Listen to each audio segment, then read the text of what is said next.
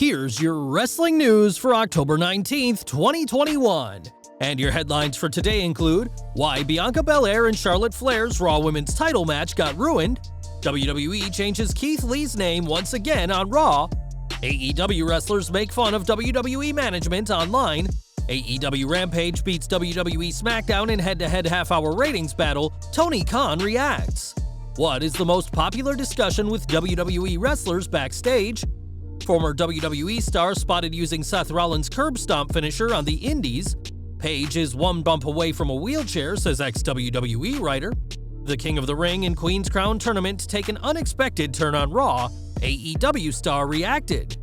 Cain Velasquez's upcoming wrestling match revealed. That embarrassing skit on WWE Raw starring John Morrison. Bryan Danielson confirms WWE talked about working with New Japan Pro Wrestling, and more. We are kicking off today with Raw, which featured SmackDown's Bianca Belair, who will soon be a permanent fixture on Raw. Belair has been on both shows a lot lately, but she'll be on Raw full-time when the draft picks take effect after Crown Jewel, making Thursday's show her final opportunity at reclaiming the SmackDown Women's title. SmackDown Women's Champion Becky Lynch will technically be bringing the title to Raw, but we expect her to swap gold with Raw Women's Champion Charlotte Flair, who had a great back and forth with Belair last night on Raw ahead of their women's title match in the main event.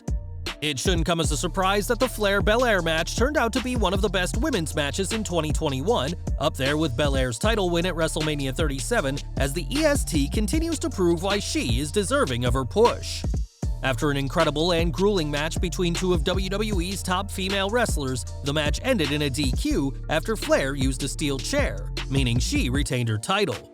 This marked Charlotte's last Raw appearance before she moves to SmackDown this Friday, but Belair will have another title opportunity later this week. We understand WWE wanting to protect both women, but it would have been an incredible moment for Belair to have become Raw Women's Champion last night. This would have also added an extra layer heading into Thursday's Triple Threat and would have made an interesting story if Lynch retained and both women's titles were put on Raw. Instead, we got a DQ finish, and though we understand why, a match of this quality deserved a better finish. Now, Keith Lee has gone through quite a few changes since his main roster debut, as WWE switched up his music, moveset, and ring gear, and now he has a totally different name. In recent memory, the former NXT champion was being called Keith Bearcat Lee, in reference to famed African-American 60s wrestler Bearcat Wright, but his name has now undergone a further change. During a promo video for Lee, it was revealed that the Keith part of his name is gone, and that he's now just going by Bearcat Lee from now on. Lee will be clawing his way onto next week's season premiere of Raw, according to a tweet by WWE themselves, and is seemingly continuing his heel turn that's been in the works for a while.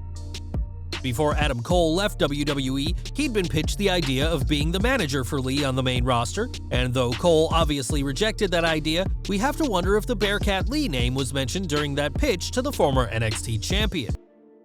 Adam Cole rejected the idea of being Lee's manager and instead debuted at AEW All Out, shortly after his short-term contract extension with WWE expired. Not only did WWE hope on bringing Cole up as a manager, but it's reported that they wanted to cut his hair and change his name, as they didn't want people to be called Cole on the main roster because Michael Cole was already there.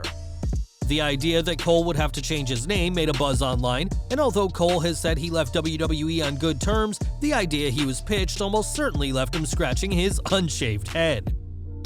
On a recent episode of Being the Elite, members of the Dark Order brought this up, and in the video, the former superstar is seen making a call before being confronted by John Silver and Alex Reynolds. During the recent match on Dynamite, the pair kissed Cole, but the SuperKliq member dismissed it, saying it meant absolutely nothing to him. Silver and Reynolds proceed to tell the former superstar that he's worthless in the ring, but his true gift is as a manager, referencing the pitch made to him before leaving WWE.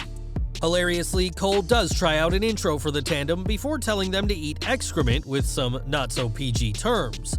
This isn't the first time Cole's pitched idea has been referenced in Being the Elite, as earlier this month, Silver, Reynolds, and Cole all appeared again, and the Dark Order members offered Cole a spot in the group just as long as he'd cut his hair.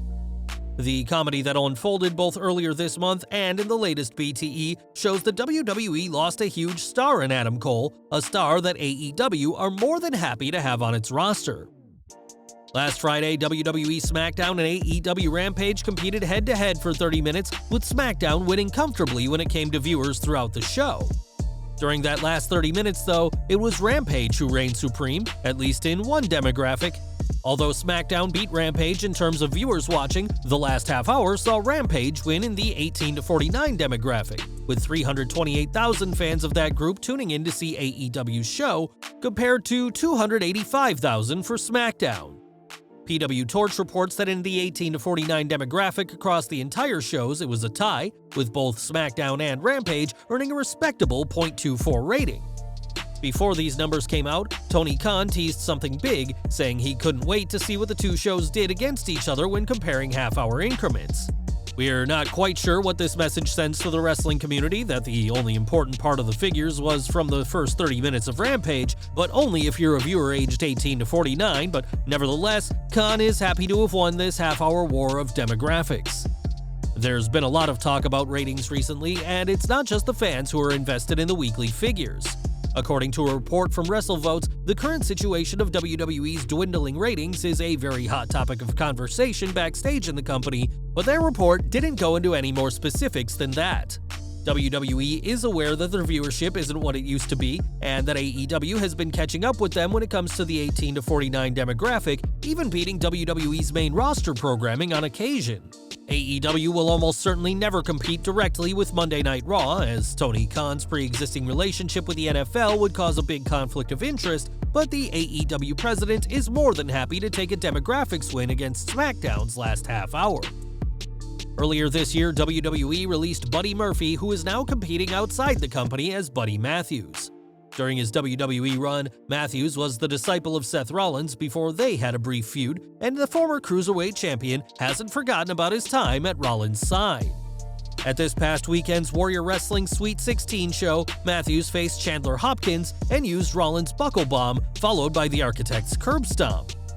Rollins and Matthews were once the Raw Tag Team Champions, but their partnership ended with the Australian sided with the Mysterios, and despite being cut this past June, Matthews hasn't forgotten the man who took him under his wing on WWE's main roster.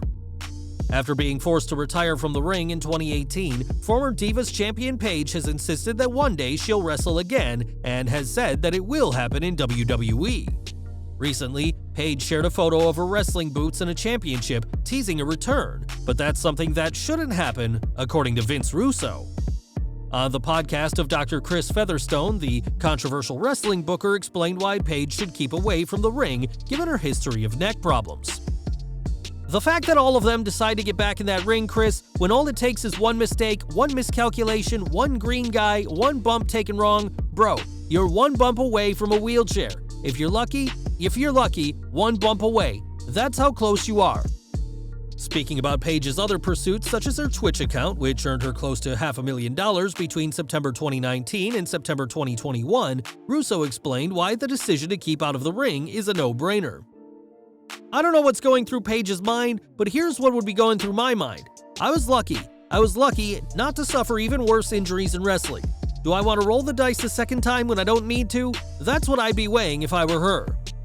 Paige also teased her return to wrestling earlier this month and said she'd love to feud with Sasha Banks, who injured Paige in what'd be her last lengthy run with the company, but Russo believes that the former Divas champion should be grateful with what she achieved, rather than risk ending up in a wheelchair. Back to Raw, which saw the continuation of the King of the Ring and Queen's Crown tournaments, which took an unexpected turn last night.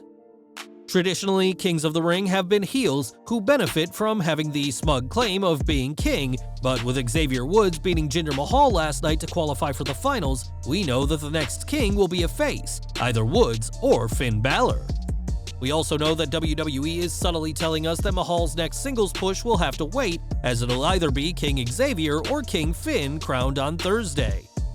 AEW's Adam Cole is backing Woods as he tweeted, "Let's go Creed," in support of his fellow gamer. Given that Balor has been known as the Prince, him being elevated to king seems natural, but for Woods, who's unlikely to ever be a world champion, becoming the only New Day member to be crowned king would be a huge accomplishment.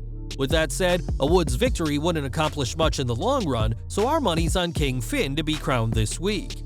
As for the Queen's Crown tournament, Doudrop picked up a huge upset by beating Shayna Baszler, who many fans, including us, were sure would win the tournament. Now it'll be Doudrop or Zelina Vega who will be crowned queen, and we'll have to wait and see who becomes the inaugural tournament winner later this week. AAA news as the company has a huge Triple Mania Regia event set to go down in Monterrey, Mexico on December 4th, and we'll see an appearance by Cain Velasquez. A former UFC heavyweight champion and briefly a WWE superstar, Velasquez will be teaming with Psycho Clown and Pagano to face Rey Scorpion, Black Taurus, and a yet-to-be-revealed opponent in what'll be a huge match for the former UFC star. Back to Raw, as John Morrison may be a former ECW champion, tag champion, intercontinental champion, and Impact World champion, but you wouldn't know that by the character he's now portraying.